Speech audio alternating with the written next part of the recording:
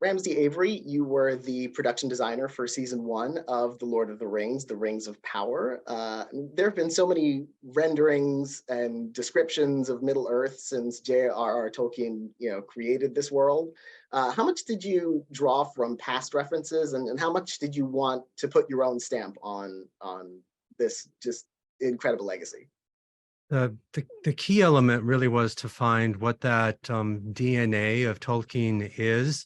I mean, there's definitely 80 years of art going back to Tolkien himself drew imagery that's really striking and graphic and wonderful. And of course, the Peter Jackson movies, everybody has a very strong idea of what the world looks like based on those.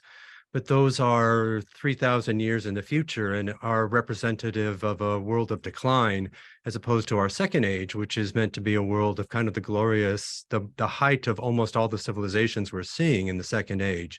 So it's really trying to find that through line that could honor all of the artwork, going back to the brothers Hildebrandt, who were the main artists for the world of Tolkien when I was a kid, up through Alan Lee and John Howe and the Peter Jackson movies, and finding that through line so that people would understand where we were, where we came from based on the emotional content of how the world that lived in their heads and where they knew we were going to go. So trying to find the key elements that would allow us to, in either broad ways or small ways, find the place that lived in our world. I mean, for example, we know that Moria, when we see it in the movies, is a collapsed environment. It's been destroyed. We also know it's happened after the dwarves, as Tolkien told us, they dug too greedily and too deeply. They delved too deeply and too greedily. So that represented a very kind of grandiose architecture that I wanted to dial back into the second age and show a much more sense of respect for the stone. So that was kind of in a big way. And in some smaller ways, we know from the Legendarium that Elrond, after Eregion is destroyed, he takes the remnants of the elves and he goes and he forms Rivendell. So I wanted to look at some of the details that were in the movies for Rivendell and pick up little bits of that within the design of Eregion to say that people who are paying attention, that you can see where Elrond got his ideas to build for the future. So it's looking at some of the stuff we know from the movies, looking at all of the art, and then looking at the words and what's the story we're trying to tell and where is the reality with the nature of what the storytellers, the showrunners want us to say, and finding how each of our environments fits into that particular expression of the second age.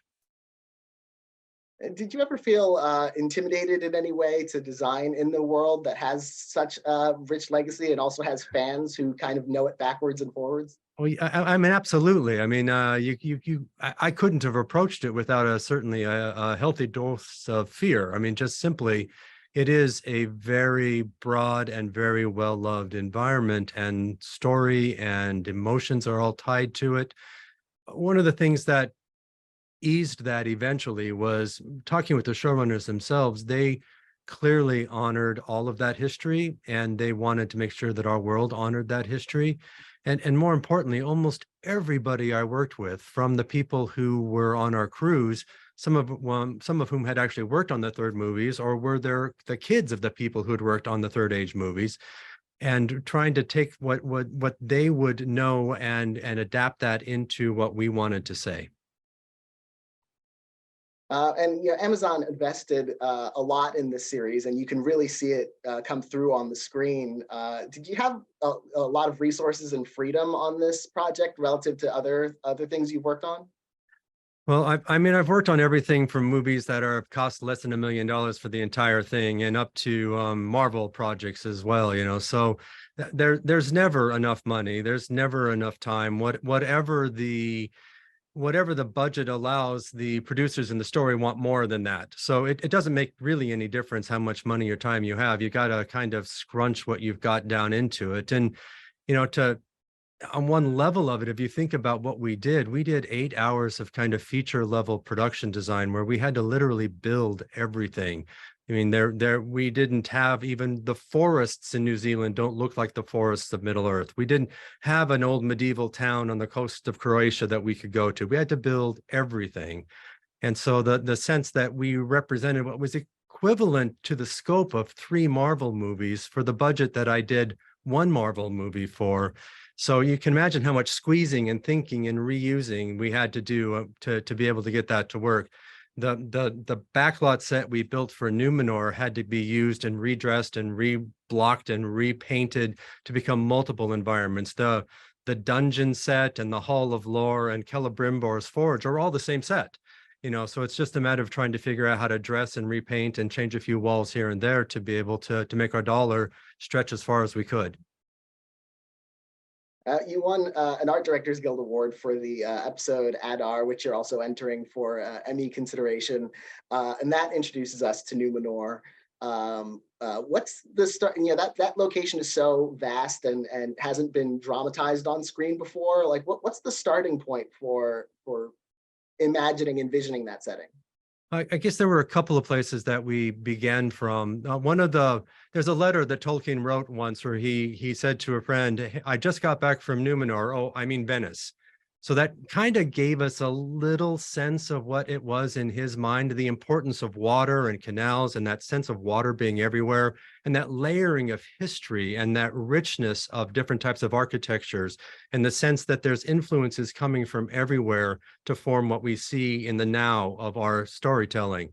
We also knew that it had to come from a place that it's very important that in the overarching of the storytelling that the humans of Numenor really resent the elves of the rest of Middle Earth. And the elves are the ones who actually helped them build the basis of Numenor. So we had to actually start with the idea of what was the elvish version of Numenor 2,000 years ago and work our way up through multiple histories. I developed a whole Bible of design that went through four various ages of Numenorian architecture, becoming less and less elvish and more mannish, and how that represented the idea of really rejecting the things that elves loved. And so going away from nature and organic forms into very blocky and strong and very solid shapes, and feeling that whole history of what the nature of what Numenor would be. And then again, trying to figure out which elements of it fit into the script that we had to support. I mean, there were multiple environments that we designed that never made it into the production, and then we take parts and pieces of those, or we'd redress something or repaint something and be able to turn that into something that the showrunners did eventually need. And what was the balance of building sets versus being able to create and extend locations with visual effects? Because it does look seamless when you watch it.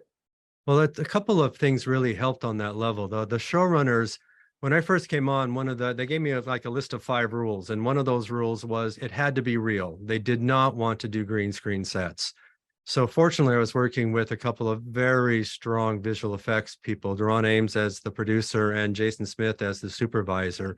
And we just literally talked every day, once or twice a day, to figure out how we were going to make that blend. But the goal was, if it was within the strike zone of where you saw human actors' bodies, then it should be real. So we built an entire village. We built 5 acres of a backlot to do the Numenorian wharf and the town and be able to redress that and to make it into multiple things. We would look for locations that were as useful as we possibly could and figure out then how to hide the modernity behind it with using trees or structures and making sure we only pointed the camera in the right direction to make sure that we kept that. So it really was everywhere we could, we kept it in camera as much as possible. And what would you say was the most challenging build of the season? Oh, I don't know. I mean, just the very idea that we have to create the environment where the rings are forged. I mean, the idea of what does that look like? What does that mean to anybody when you don't even really actually forge rings? You cast rings. And so those are very different types of methodologies. And so working our way through that was a long journey. We building a ship, and what was a Numenorian ship. And we ended up building the majority of that ship and getting it on gimbals, and just that process of figuring out what that ship looked like and how it could not look like a pirate ship like we've seen a gazillion versions of, and what made it particularly Middle Earth. But then how did you practically make it in a way that you could put it on gimbals, you could put enough sails and enough rigging that we could have actual sailors as extras actually doing rigging. So again, it looked real. It wasn't just CG work. And then I think the certainly building the city of the Numenorian capital was definitely a challenge, just because it was quite a large scope, and the idea that we had to figure out how to make this look like all different parts of a city. I mean, our wharf where we have all that water actually is the exact same set that the cantina lives in, and that's made to look like it's actually on a bridge 300 feet above the wharf. So trying to figure out how to make those shifts and changes, again, to work within our framework of our storytelling and our time frame and our budget, and get the scope that keeps it as much in camera as we possibly can. That was very, very tricky. And fortunately, I had a tremendous amount of great artisans and great art directors and set designers to help work through all of that. Congratulations on your work this past season. And thank you so much for talking with me about it. It's been a pleasure. Yeah, you're very welcome. Thank you.